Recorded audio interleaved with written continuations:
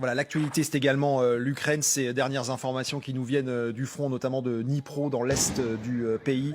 Représailles russes à cette salve de livraison d'armes à l'Ukraine, peut-être. De nombreuses localités prises pour cible, notamment donc dans l'est du pays. Oui, et ces annonces de livraison d'armes exacerbent encore un peu plus les tensions entre la Russie et l'Occident. La Russie qui promet de brûler les chars occidentaux. Des mots qui résonnent comme une déclaration de guerre. Sur place, Jérôme Garraud avec Gilles Parot.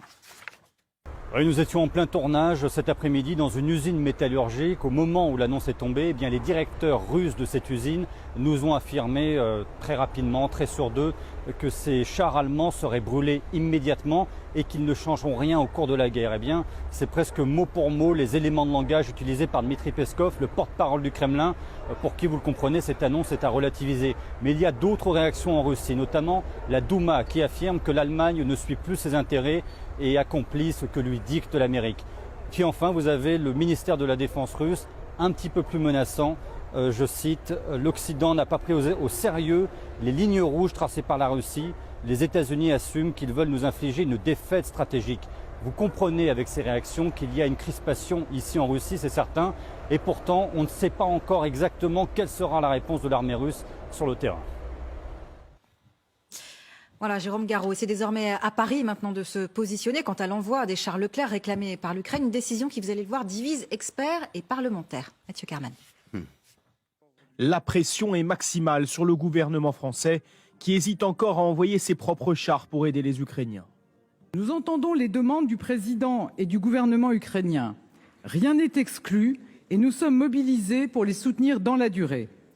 Une position critiquée par des sénateurs de droite. Tout le monde a compris qu'on est dans une phase nouvelle de la guerre et que si on ne fait pas un pas supplémentaire et un pas important, et notamment avec l'armement lourd, les Ukrainiens sont susceptibles de perdre la guerre et les Russes de reprendre l'offensive. Mais pour d'autres députés, notamment de gauche, ces blindés seraient inutiles. Le nombre de chars qui seraient éventuellement disponibles est tellement limité que ça représenterait plus de difficultés pour les Ukrainiens de disposer de ces chars. Des chars Leclerc comme ceux-ci, la France n'en possède que 200 et leur production demande une vingtaine d'années. En faisant le don d'une partie d'entre eux à l'Ukraine, l'armée française pourrait bien s'affaiblir. Au point du développement avec les Américains et les Allemands aujourd'hui, il est probable que l'apport français de 15 chars ne serait pas utile et ça se ferait au détriment de l'armée française. Il faut aussi prendre en compte des problèmes de logistique et de formation des soldats.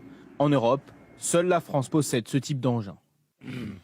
Voilà, donc après la France sous pression, bien sûr, le feu vert des États-Unis et de l'Allemagne dans ces livraisons d'armes. Zelensky prend acte, mais il en veut plus. Oui, effectivement, il réclame maintenant des missiles de longue portée et des avions. La vitesse et le volume des livraisons, c'est la clé, selon lui, pour renverser les forces russes. Nous devons ouvrir la fourniture de missiles longue portée à l'Ukraine. Pour cela, il est important que nous développions notre coopération en matière d'artillerie. La coalition doit aussi commencer à fournir d'autres avions à l'Ukraine. C'est notre rêve et notre tâche.